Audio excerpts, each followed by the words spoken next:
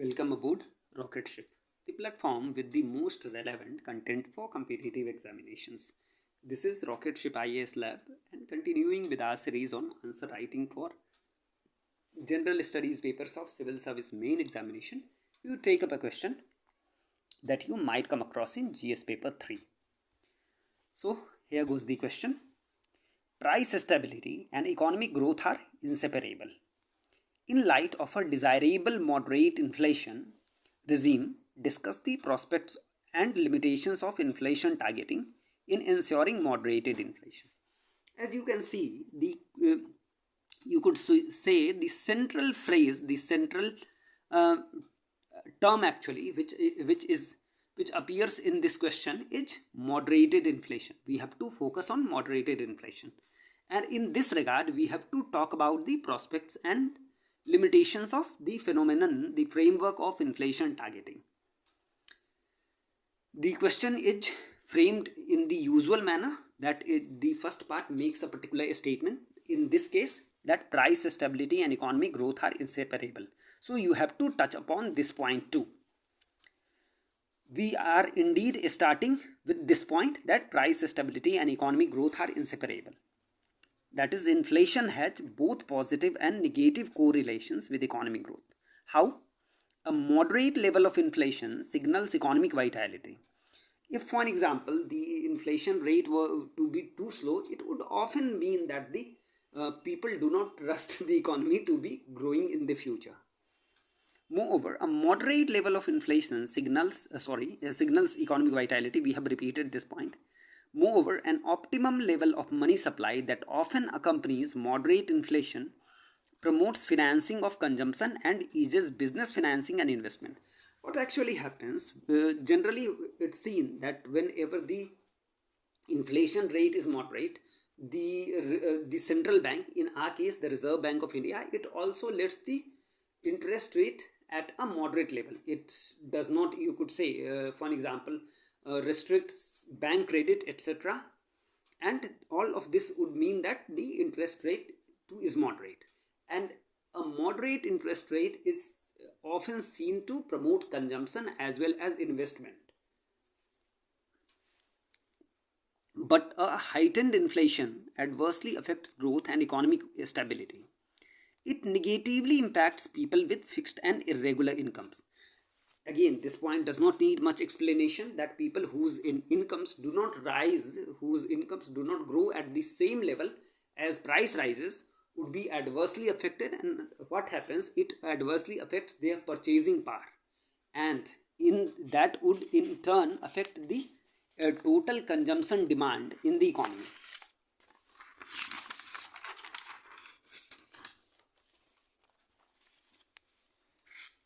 At the same time, high expectation of inflation in future promotes short-termism and dissuades long-term savings and investment.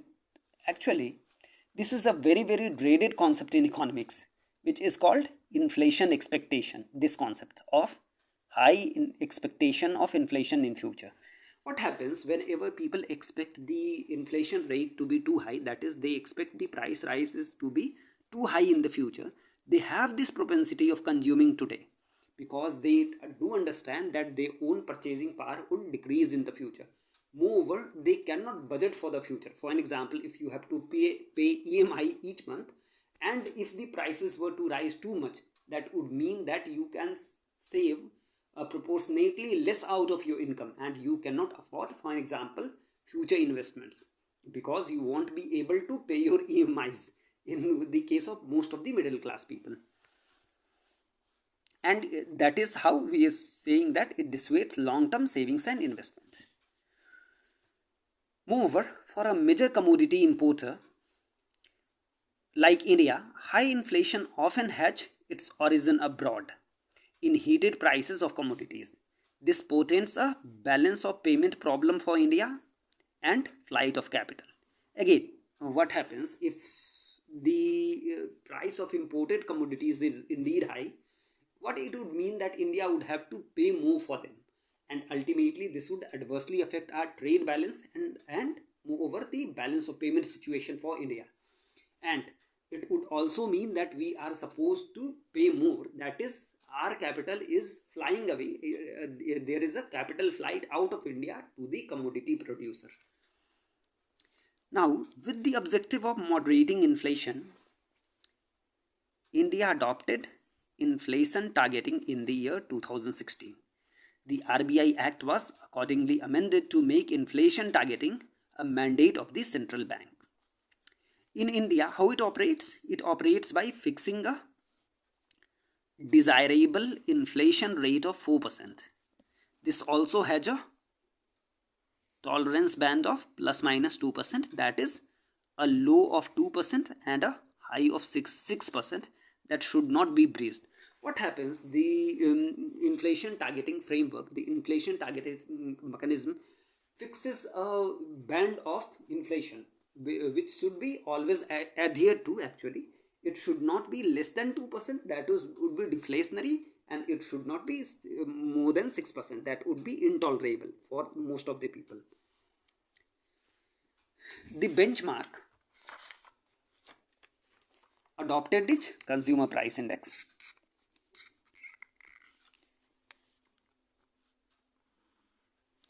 Inflation targeting framework's potential in moderating inflation is recognized well. Actually, most of the people recognize that it has quite some potential in moderating the prices. In what ways it works? Inflation targeting. First, it signals predictability of monetary policy. So you can understand that it means that because it has to do with monetary policy, it would ultimately get reflected in things like money supply as well as interest rates.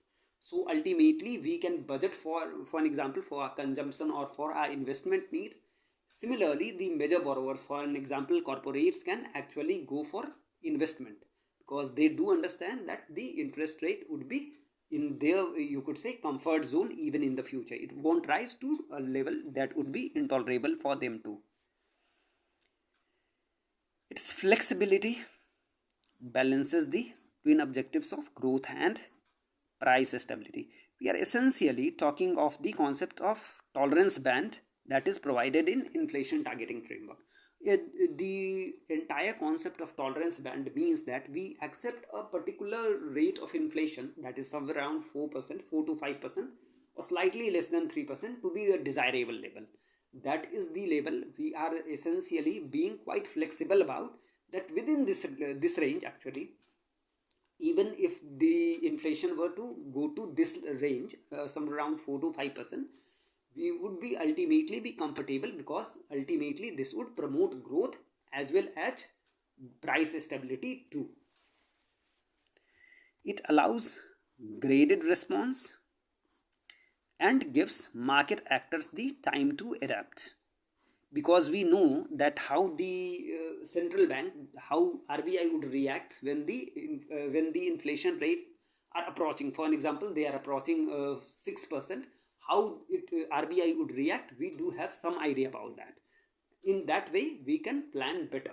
For an example, a company would start hedging. For an example, it would hedge against the inflation rate rises. Moreover, inflation targeting upholds the autonomy of the central bank. This is systemically sound. We are digressing from the main point of price stability and talking of something like the desirability of systemic strength. For an example, a sound system, because the government is itself mandating the RBI to control inflation within a particular band, actually quite a wide band of 2 to 6%. All of this would mean that the government would have much less occasion of interfering in the work of the RBI, and this would ultimately strengthen, it would ultimately reinforce the autonomy of RBI, which is always good for the economy. Now, explaining these points, inflation targeting signals a predictable monetary policy that is neither inflationary nor deflationary. And as we were talking about, all of this means that we can better plan for the future. We can better budget either in the domestic sector or in the, you could say, corporate sector too. It's designed like the tolerance band, as we were just talking about. Like the tolerance band means it accepts the desirability of a moderate inflation for economic growth, and so these objectives are sought to be achieved, the objectives of a moderate inflation as well as economic growth. Due to a more predictable interest rate regime,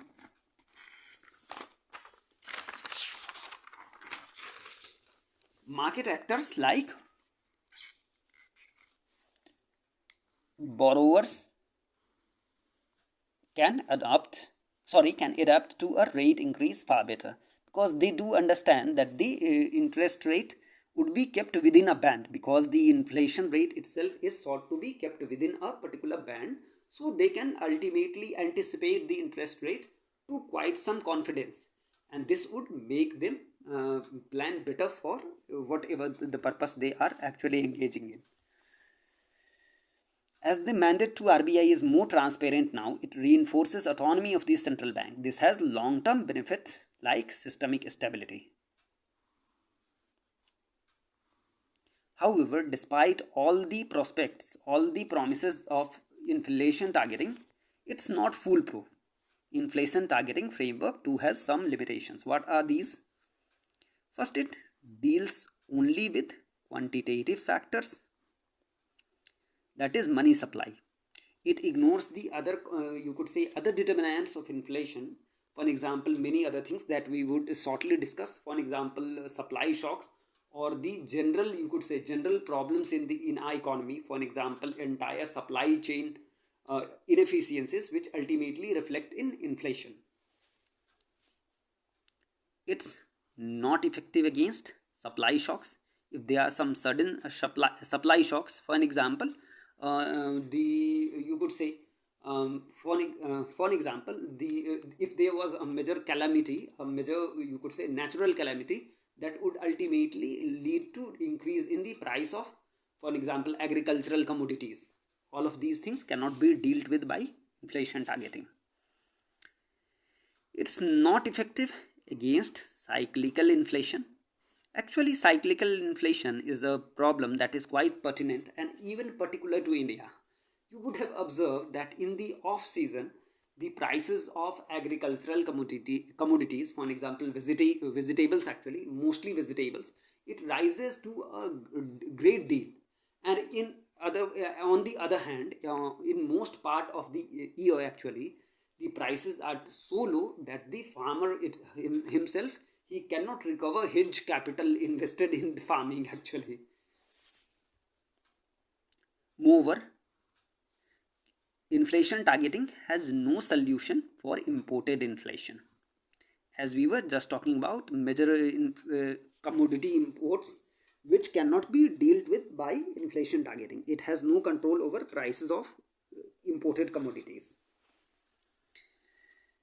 Now, explaining these points, by its very design, inflation targeting deals only with money supply, and money supply is not the only determinant of inflation in India.